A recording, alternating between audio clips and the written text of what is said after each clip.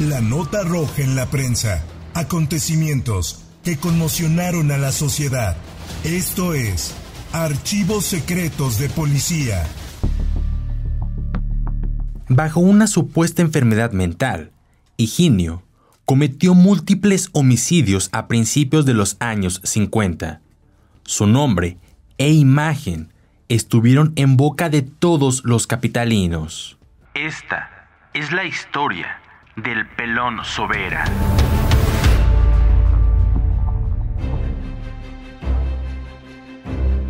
Como no distinguía el bien del mal, se recomendó su rehabilitación y aislamiento, pero el cautiverio voluntario le resultó insoportable y le buscaron diagnósticos favorables para justificar el abandono del tratamiento psiquiátrico. El resultado fue trágico. Al desencadenarse sus tensiones, en solo 3 días, el joven millonario mató a balazos a otras tantas personas inocentes. Como sucede con frecuencia en casos insólitos, al ser arrestado, no a todas las personas le resultó antipático y en 15 días logró imponer en la Ciudad de México el uso de las boinas estilo vasco.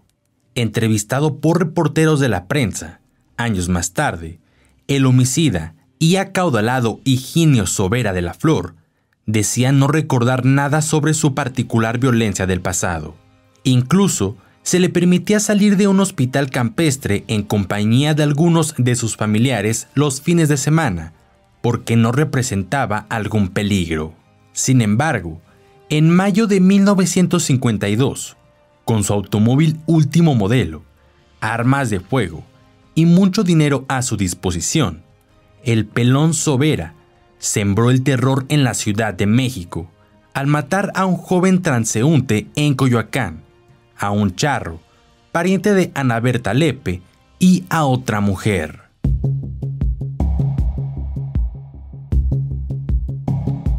En los archivos policíacos consta que Higinio Sobera de la Flor tuvo varios hermanos. Fueron hijos de don José Sobera García, acaudalado industrial, y de doña Zoila de la Flor, quienes enviaron al muchacho a Los Ángeles, California, para que estudiara en la universidad local. En 1948 falleció su papá, y su deceso provocó enorme tristeza en su vástago Higinio, quien comenzó a dar muestras de incontrolable inestabilidad. Su familia pagó los servicios de psiquiatras destacados y 3 meses pasó en el Sanatorio Floresta para intentar una mejora en su maltratado sistema nervioso. Al muchacho le gustaba estar encerrado y así lo dejaron sus parientes durante algún tiempo, pero pronto consiguieron documentos que confirmaban la supuesta recuperación del tabasqueño, quien tranquilamente dejó de asistir a sus consultas para llevar una aparente vida normal. Según cálculos policíacos, como su padre le había dejado $1 millón para sus gastos, Higinio se daba el lujo de divertirse con pilotos aviadores y hermosas jóvenes, y con relativa frecuencia se metía en problemas de tránsito. El dinero y las influencias familiares le abrían siempre las puertas de diferentes delegaciones del Ministerio Público, por lo que el joven se dedicó al vicio. Aquella vida de completa imprudencia perjudicó para siempre a Sobera de la Flor, porque el 9 de mayo de 1952, en la calle Madrid, en Coyoacán, disparó con toda ventaja sobre el muchacho Pedro Galván. Ahí, algunos casquillos calibre 380 cayeron a la acera y el homicida no se preocupó por recogerlos. Un vecino se percató de la tragedia y vio perfectamente al prófugo y su moderno automóvil cuando se daba a la fuga. Afortunadamente, pudo identificar posteriormente en la jefatura de policía el vehículo de Sobera de la Flor. Instantes más tarde, el joven tabasqueño llegó a su residencia en la colonia Roma y pidió pastillas para conciliar el sueño, mientras la familia Galván se hundía en la desesperación al enterarse de la mortal agresión. El sábado 10 de mayo de 1952, Higinio se dirigió al centro de la Ciudad de México y entró a la farmacia-restaurante del Hotel del Prado frente a la Alameda Central. Con lentitud, se arreglaba su boina negra, tipo vasco, mientras una empleada le ofrecía perfumes para las madrecitas. Aceptó las muestras y, con desagrado, comentó que aquello era una estafa, un verdadero fraude, pues casi no tenían aroma y sí mucho alcohol. Sin saber que estaba frente a una persona que no distinguía el bien del mal y por lo tanto le daba igual aplastar una hormiga que degollar a alguien, la vendedora se enfrentó al cliente en potencia, diciéndole que si no le parecía buen aroma, entonces se retirara del mostrador. Regresó a donde estaba su automóvil y decidió dar un paseo para apaciguar su ánimo. La serenidad de la calle y la calidad del día parecían haber devuelto la tranquilidad. Sobre el cielo, un sol radiante lo hacía sentir eso que llaman felicidad. Así que se relajó y se entregó al viaje inmerso en sus pensamientos. Mientras manejaba tranquilamente sobre la avenida Insurgentes, Higinio escuchó el sonido de un claxon que lo devolvió a la irritante realidad. Se sintió perturbado y aunque quiso sumergirse de nuevo en el ritmo de sus pensamientos, no pudo, porque un conductor aceleró más que él para rebasarlo y al hacerlo le gritó: ¡Le estoy pidiendo el paso, payaso! Esa fue la gota que derramó el vaso, pues de inmediato, Higinio perdió los estribos y desde el fondo de su ser surgió un rencor congénito. Sintió ansiedad y para saciar su sed de venganza, acarició su pistola mientras en sus ojos se notaba el fuego de la ira. Aceleró para alcanzar al tipo que lo había rebasado y justamente en el cruce de Avenida Insurgentes y Yucatán, Higinio paró al lado del otro auto, pues desafortunadamente para el otro, el semáforo había quedado en rojo. Entonces, el pelón Sobera sacó su arma, insultó al otro y jaló el gatillo de su escuadra sin remordimiento. Armando Lepe Ruiz, quien era la víctima, quedó mortalmente herido debido a varios impactos de bala que se le incrustaron en su cuerpo, mientras que su acompañante, una mujer de nombre María Guadalupe, resultó herida en el dedo anular de la mano derecha. De hecho, si no hubiera sido porque ella frenó el coche después de la agresión, ya que Armando Lepe aceleró sin proponérselo, se habrían estrellado y quizá hubiera muerto o matado a alguien más. Tras dispararles, Higinio huyó a toda velocidad de la escena del crimen sin rumbo. Deambuló desesperadamente durante un rato y después enfiló rumbo al bosque de Chapultepec. Y solo unas cuantas horas después regresó a casa para esconderse en su habitación en la penumbra del atardecer. Allí, su madre lo encontró distraído. Primero, no supo bien lo que hacía, pero al penetrar en el cuarto, se percató que contemplaba el arma. Entonces, supo que algo no estaba bien, como no había estado desde hacía varios años, ya desde que en el Hospital Floresta le habían diagnosticado esquizofrenia, tras lo cual le habían dado un tratamiento médico que nunca tomó.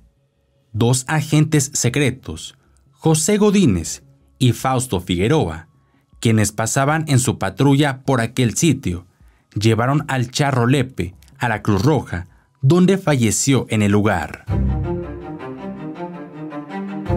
Un amigo de Higinio, Carlos Franco, quien solía pasar tiempo en la casa de la familia Sobera, comentó posteriormente que escuchó una conversación que sostuvieron Higinio y su madre ese día después de los crímenes. ¿Qué haces con esa pistola? Pues nomás mirándola. Creo que acabo de darle uno a uno que me insultó. Y pues me enojé y le metí unos balazos. Mírala, todavía huele a pólvora. Doña Zoila sujetó la pistola, la examinó y se dio cuenta de que, en efecto, recientemente había sido disparada. Entonces le dijo a Higinio que la guardara.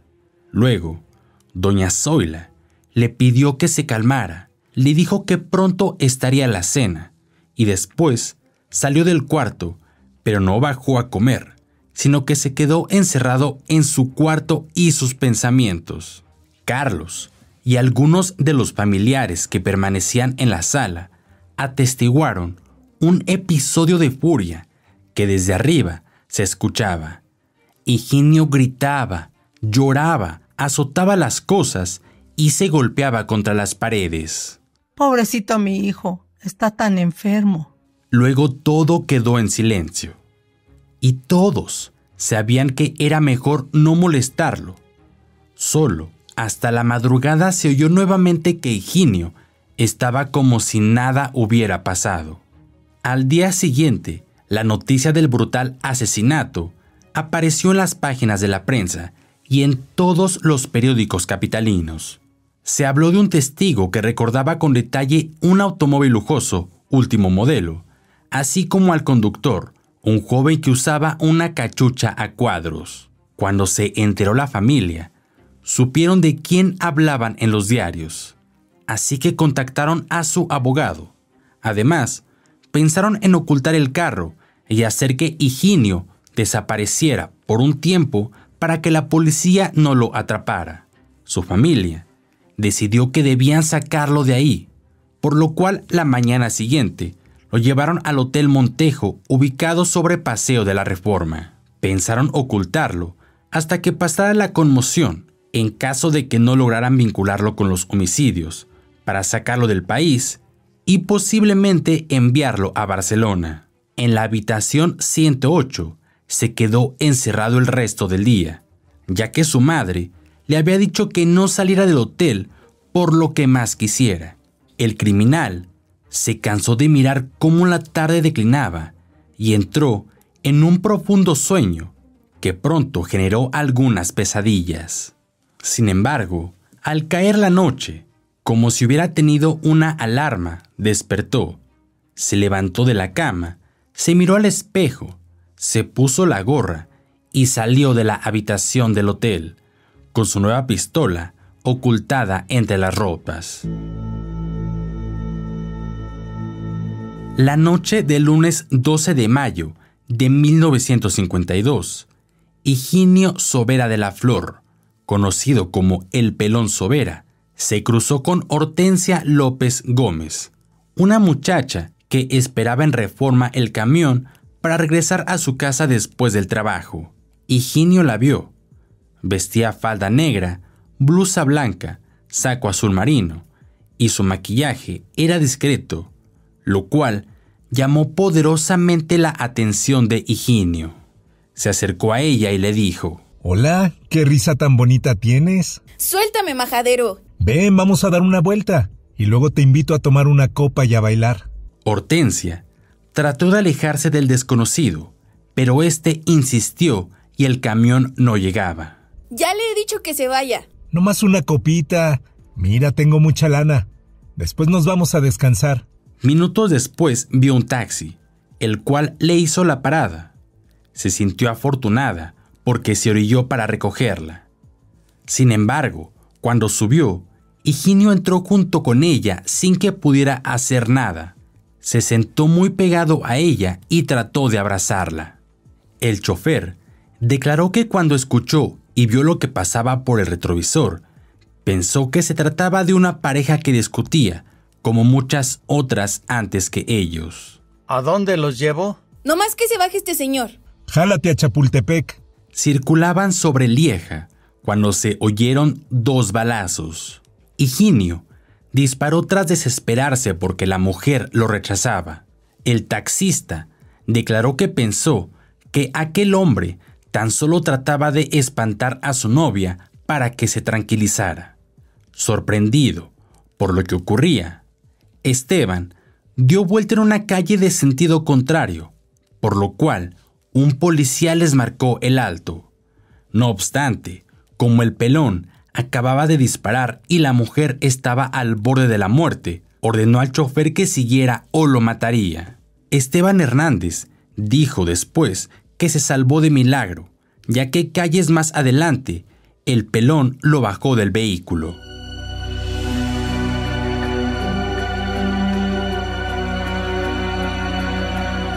El jefe de grupo, Alonso García, y sus investigadores lograron ubicar al sospechoso justamente en el Hotel Montejo, donde era conocido como El Tabasqueño, ya que seguido se hospedaba en aquel sitio y dejaba buenas propinas. El agente Jorge Udave, quien se convirtió posteriormente en uno de los mejores detectives mexicanos, se disfrazó como empleado del hotel y vio cuando Sobera de la Flor limpiaba su automática. Cerca estaba una caja con 41 proyectiles calibre 380. El detective arriesgó su vida y entró al cuarto 108, sin dar tiempo a Sobera para reaccionar, pues cuando el joven se dio cuenta de que ya había llegado las autoridades policíacas, ya tenía puestos los grilletes. No se tardaron mucho, los esperaba, muchachos. Sus familiares lo habían descrito como blanco, alto, pelón, tan bueno que seguramente al volver en sí y darse cuenta de que mató a un hombre, trataría de suicidarse o tal vez se entregaría en la jefatura de policía. Yo prefería ser la que tuviera a su hijo muerto antes que verlo en una cárcel. Yo conozco la cárcel y sé lo que es eso. Pobrecito de mi hijo. A los 8 días siguientes de entrar a la penitenciaría, de seguro se morirá. Al notar expresiones de interrogación, explicó que había hecho una promesa a Dios, de que si aliviaba a Higinio, doña Zoila visitaría las prisiones y donaría dinero y ropa a los presos. No pudo demostrar su explicación, pero tampoco los policías lograban hacerlo incurrir en contradicciones, hasta que Silvestre Fernández, Jorge Udave y los demás investigadores relacionaron a Sobera con el otro misterioso homicidio, perpetrado a bordo de un automóvil de alquiler y en presencia del taxista. Según las averiguaciones policíacas, Higinio llevó el cadáver hasta un hotel en la carretera México-Toluca y tras engañar al encargado, a quien le dijo que su novia había bebido demasiado, la despojó de sus ropas y credenciales para abandonarla más tarde en una zanja a la altura del kilómetro 19.5 en un paraje de Coajimalpa.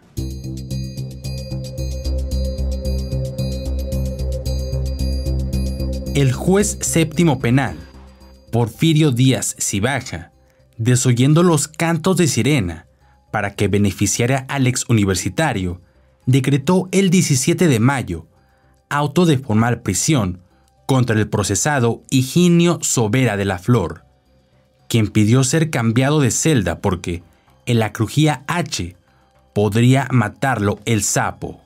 En el Palacio Negro de Lecumberri, la familia Sobera pagó una renta mensual de 600 pesos por una celda especial en la que el pelón pasaría sus días con comodidad y tal vez lujos, ya que tenía radio, televisión, el privilegio de recibir visitas a cualquier hora, paseos por el jardín y prácticamente llaves para encerrarse desde dentro de su celda y no ser molestado por nadie.